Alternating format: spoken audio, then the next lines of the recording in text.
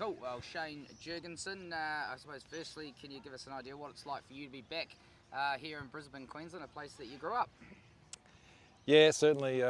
First 20 years of my life living in Brisbane, born and bred here, and yeah, it's great to be back, catch up with friends and family, and you know, catching up with one of my old coaches here actually, who's looks after everyone when they come to the ground here at Allan Boult Field. His name's Ken Dixon. He's one of my first coaches that fixed up my no ball problem many years ago, and then came through Sandgate Redcliffe and into the Queensland systems here, and yeah, some fond memories and great to be back here. You obviously ended up playing back here, but you played a few different provinces around Australia. Proud cricketing traditions here in Queensland. What is it like in Brisbane in particular? What is it like as a cricketing city?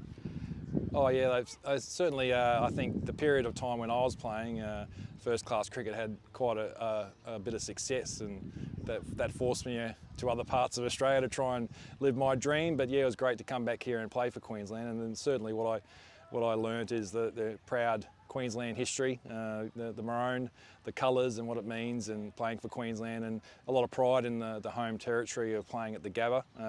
So it's fantastic scenery at the Gabba. The big stands and the pitch is quite exciting ground, and yeah, it's a good cricket pitch and a great ground to play at.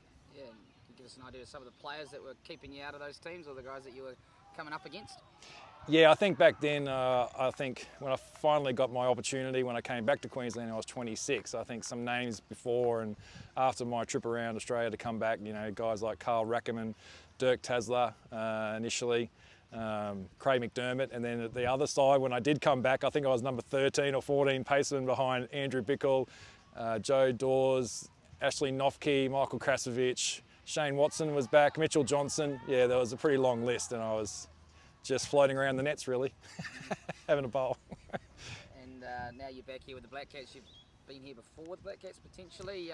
Like what sort of knowledge are you imparting on them ahead of a big game at the Gabba tomorrow against England?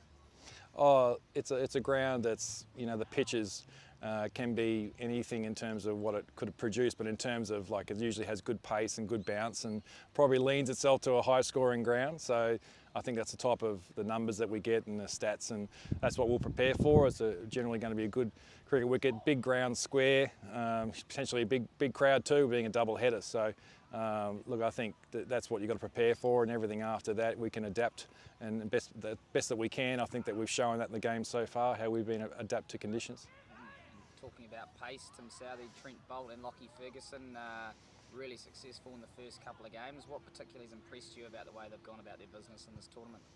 I think for me, it's just the way that they've, over the last sort of 12 months, even from the last T20 World Cup, how they've improved their games, the slower balls, the variations, the execution of their skills, and I think that experience and their experience of playing in the IPL is really shining through, and having the courage as a fast bowler in T20 cricket, because obviously you're the man being hunted with the ball, and they've certainly have shown the courage to show the deliveries that they can adapt to any conditions, and I've been really impressed with both of those games so far. The conditions have been quite different, and the way that they've adapted has been awesome. Yeah, it seems like a feature has been of this tournament so far is particularly up front there is a bit of movement, there's a bit of pace, so the pace bowlers really are in the game, and it's an area that you can exploit, which isn't something we've always seen in T20 cricket.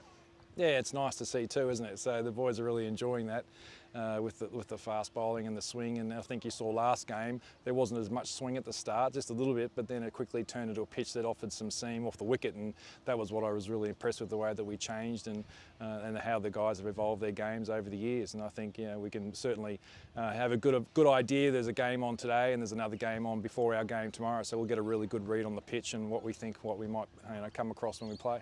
Just a quick word on the spinners, Mitchell Santner and Ish Sodhi. Yeah, fantastic stuff that they've been bowling so far. That's the other advantage of playing in Australia. Most of the grounds are really quite large, and they've got a little bit of room to move in the outfield, rather than some of our little grounds in New Zealand can be a little bit intimidating to bowl on for a spinner. But certainly impressed how they've adapted to the conditions here. In Australia, you normally get more bounce as well, so it's not just about the turn, it's about being accurate and obviously trying to exploit the conditions that are best for you as a spinner on that day. Awesome, and just finally back to yourself, any in particular stories that stand out for you at the Gabba, either watching or playing there? I think for me, yeah, I had not a bad game once. Yeah, that was many years ago, but yeah, 20 years ago now. I think the record still stands for the most wickets in the Pura Cup / Sheffield Shield final. So yeah, been going for 20 years, that record. Had a few injuries in that game. That's probably what helped as well. Bowled 69 overs, I think, or 70 overs. And yeah, I don't think I bowled for 3 months after that, but managed to take 11 wickets in the game. So yeah, some prize scalps, of one with being Stuart Law and I think Andrew Simons, who was a fantastic player, wasn't he? And to get him out, I think he was on 92. I think on day 2, I bowled him out with a bit of a Yorker, and he smashed his bat on the ground. So yeah, all those little things like that you always remember.